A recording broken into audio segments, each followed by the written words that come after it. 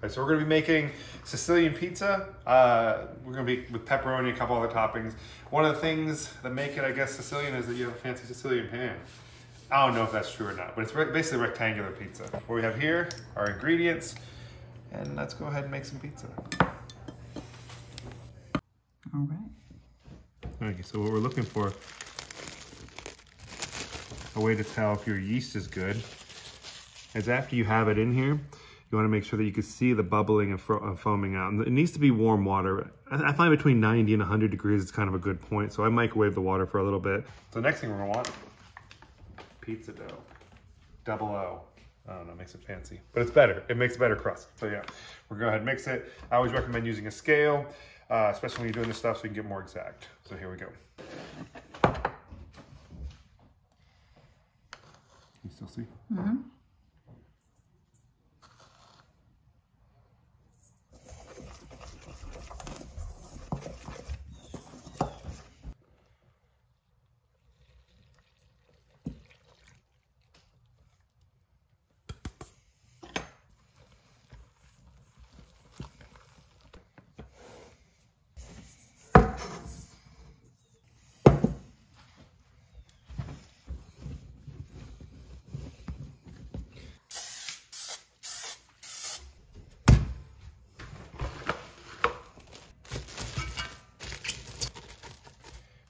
Okay, so the dough has about 20-30 minutes left. So at this point I start making the sauce. That'll give it kind of like an hour-ish to get everything kind of simmered together. The base of it is going to be bacon, some onions, garlic, and some red chilies to give some spice to it. So I'm going to go ahead and throw those in and start this base.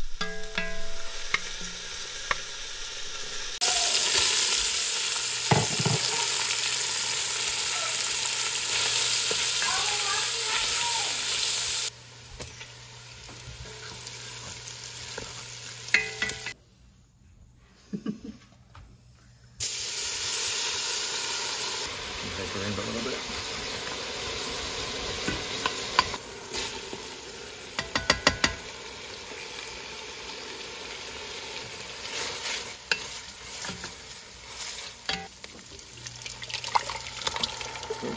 Okay.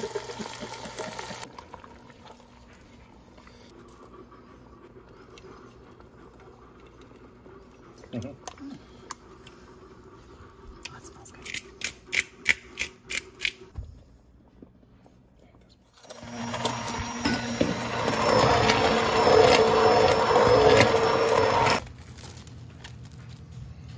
All right, so now that those risen, let it proof a little bit after a little punch in there. Now we're gonna go ahead and put it onto the pan, and we're actually gonna let it proof again. And this is kind of helps with making it fluffier, lighter, and I'm making that up. I honestly don't know why we do a bunch of this proofing, but I do know it comes out better. Just make sure you get up the sides, because as this rises, it is gonna go up the sides, but this also gonna give it a nice little, yeah.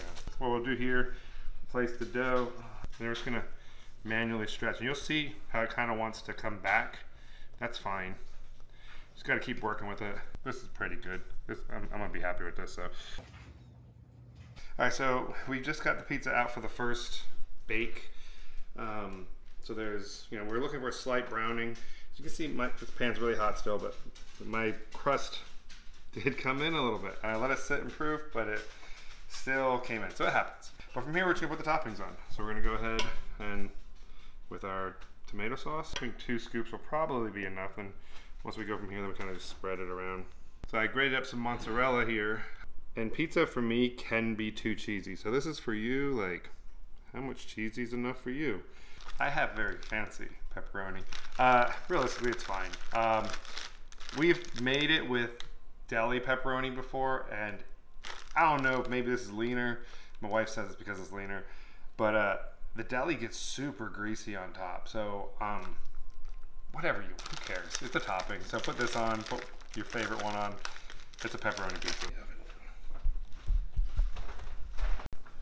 So there you have it. This is the pizza. Yeah, and then what you do is you take a little bit of basil, because everybody needs some green in their life.